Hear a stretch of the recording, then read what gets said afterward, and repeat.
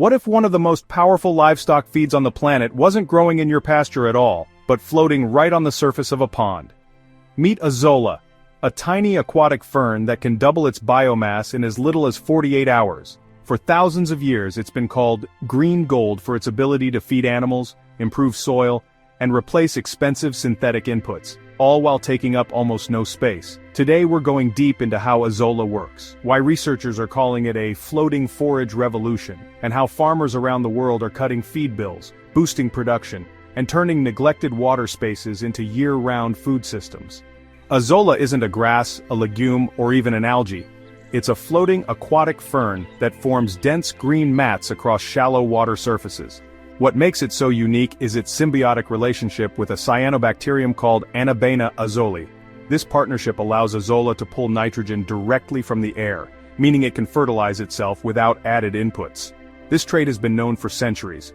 Ancient farmers in China, Vietnam, and India used Azolla as a natural fertilizer in rice paddies for over 1,500 years. In fact, some of the earliest records show that adding Azolla could double rice yields without any synthetic nitrogen. But here's what's getting modern researchers excited. Under the right conditions, Azolla is one of the fastest growing plants on Earth. Trials show it can double its mass in 2-3 days, producing up to 4-7 tons of wet biomass per acre every single month. That's an enormous potential feed source, one that costs almost nothing to grow once established. This combination of self-fertilization, lightning-fast growth, and high nutrition is why Azolla is becoming a serious player in regenerative livestock feeding systems worldwide. Azolla is nicknamed floating forage for a reason.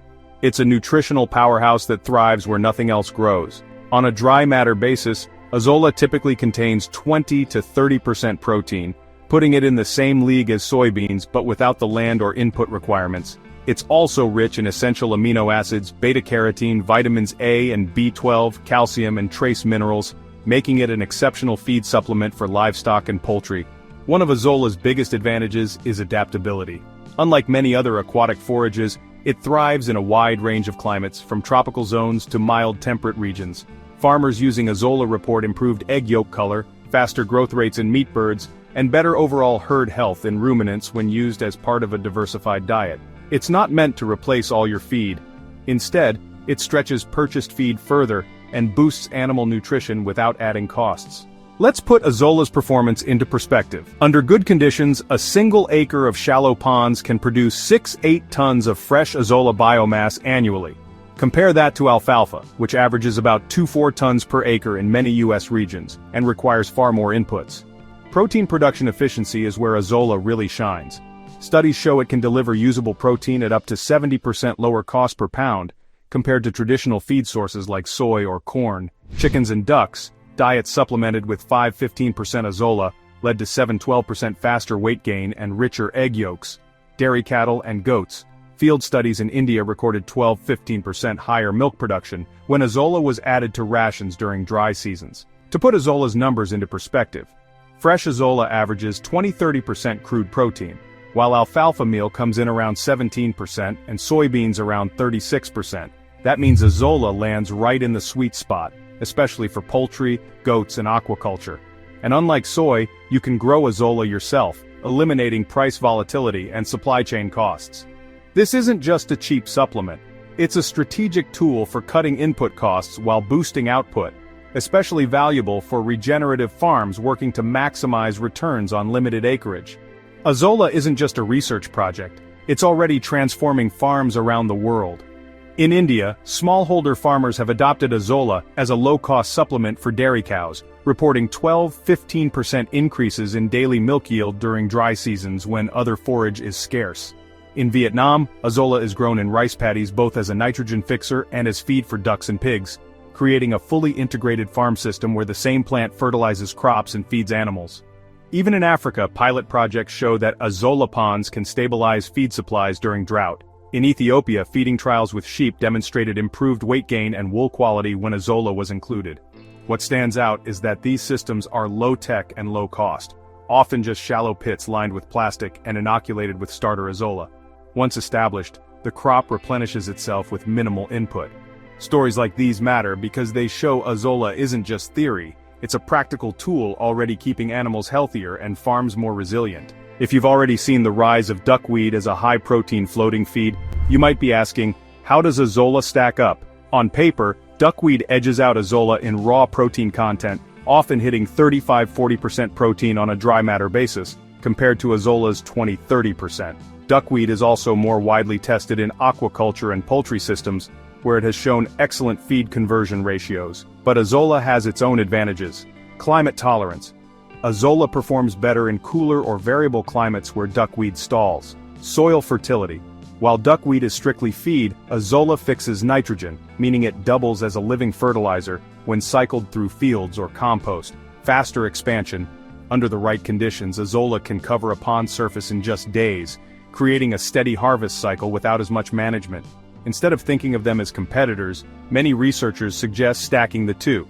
Duckweed for maximum protein, Azolla for resilience and soil fertility. For farmers already growing duckweed, pairing it with Azolla can create an incredibly efficient system.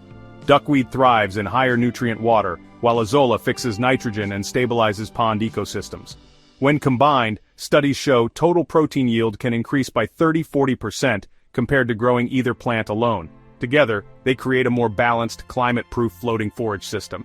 One of Azolla's biggest strengths is how simple it is to grow. No heavy equipment, no specialized inputs, and very little land. All you need is shallow water, sunlight, and a starter culture. For small-scale farmers, a single 10x10 FT pond lined with plastic can produce up to 15–20 pounds of fresh Azolla per week under the right conditions.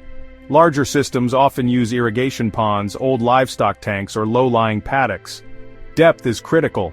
4–6 inches of water is ideal to prevent overcrowding and maximize growth rates. Optimal growth occurs between 68 degrees Fahrenheit and 86 degrees Fahrenheit, 20–30 degrees Celsius, but many varieties are surprisingly frost-tolerant. Minimal nutrients are required, but adding a little livestock manure tea or diluted compost extract can keep the culture thriving.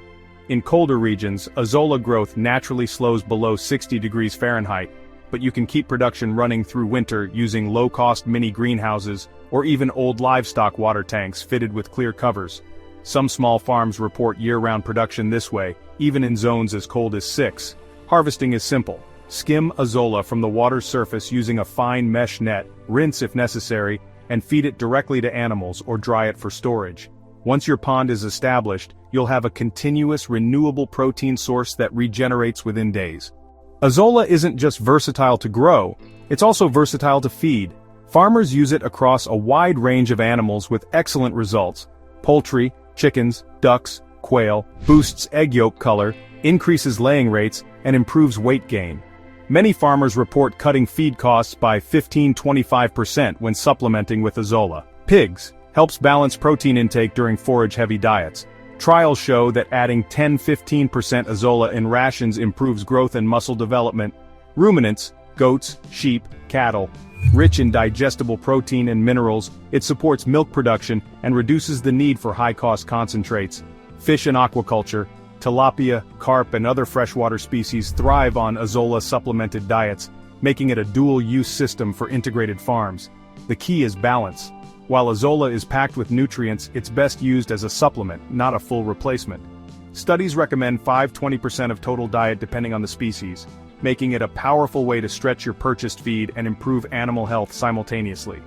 Azolla's ability to produce tons of protein-rich forage at minimal cost makes it an attractive tool for cutting feed bills and stabilizing farm income.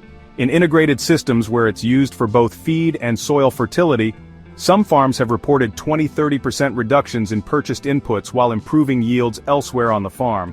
However, it isn't a silver bullet. Azolla thrives in controlled water systems, meaning you'll need to manage pond depth, nutrients, and temperature to keep it productive. In cold climates, growth slows significantly, requiring season extension strategies like small greenhouse covers or indoor tanks, and while it reduces feed costs, harvesting and maintaining the culture still require labor, making efficiency key for scaling up. Azolla isn't new, but it's finally being rediscovered as one of the most efficient, low-cost forages available for regenerative farms. From stretching your feed budget to supporting soil fertility and aquaculture systems, its potential impact goes far beyond just feeding animals. If you're already running livestock, poultry, or fish, adding Azolla could transform the way your farm produces food, using underutilized water spaces to create continuous, renewable nutrition. Now I'd love to hear from you. Have you tried Azolla on your farm? Are you experimenting with floating forages like this? Drop your experiences in the comments. And if this video helped, hit like and subscribe for more deep dives into regenerative livestock strategies that can reshape how we farm.